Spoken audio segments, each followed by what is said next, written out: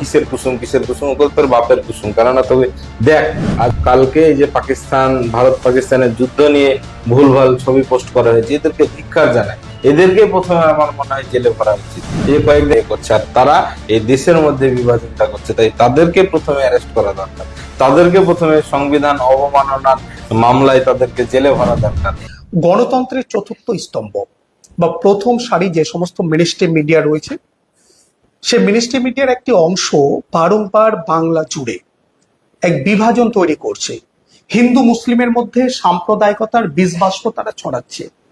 যাদের প্রতি মানুষ ভরসা রাখে, গণতন্ত্রের চতুর্থ স্তম্ভ হিসাবে যারা কাজ করে, তারা যে এই ধরনের কার্যকলাপ করছে, ভুয়ো বিভিন্ন জায়গার খবরাখবর তারা প্রচার করছে, এ বিষয়ে একাধারে যেমন একজন বিশিষ্ট শিক্ষা অনুরাগী আপনি, তার পাশাপাশি একজন জনপ্রতিনিধি, কিভাবে দেখছেন বিষয়টি? কি এই বলবেন? হলো জার্নালিজম।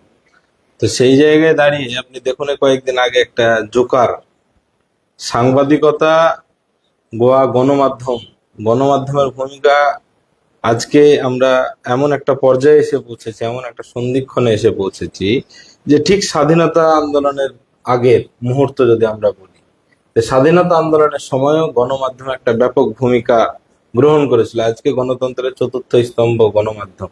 সে গণমাধ্যমে আমরা দেখি যারা ম্যাক্সিমাম মেন স্ট্রিম মিডিয়া আছে, প্রায় অনেক মিডিয়া আছে, তারা ফেক নিউজ সরবরাহ। এই যে কালকে গত রাত্রি থেকেও কালকে এই যে ভারত পাকিস্তানের যুদ্ধ নিয়ে ভুলভাল ছবি পোস্ট করা হয়েছে, এদেরকে ধিক্কার জানায়। এদেরকে প্রথমে আমার মনে হয় জেলে ভরা উচিত। এই যে কয়েকদিন আগে ময়ূক একদম রঞ্জন ঘোষ সেকুলারিজম একটা কথা বললো, কিসের কুসুম কিসের কুসুম, ওগুলো তোর বাপের কুসুম। কেননা তোকে দেখ, আজকে আমাদের দেশ কিভাবে দেখিয়ে দিল, আমাদের সেনাবাহিনী কিভাবে দেখিয়ে দিল যে তারা হিন্দু মুসলিম, তারা একসঙ্গে বসবাস করে, তারা একসঙ্গে লড়াই করে আমাদের দেশের জন্য ইয়ে করছে, আর তারা এই দেশের মধ্যে বিভাজনটা করছে। তাই তাদেরকে প্রথমে অ্যারেস্ট করা দরকার।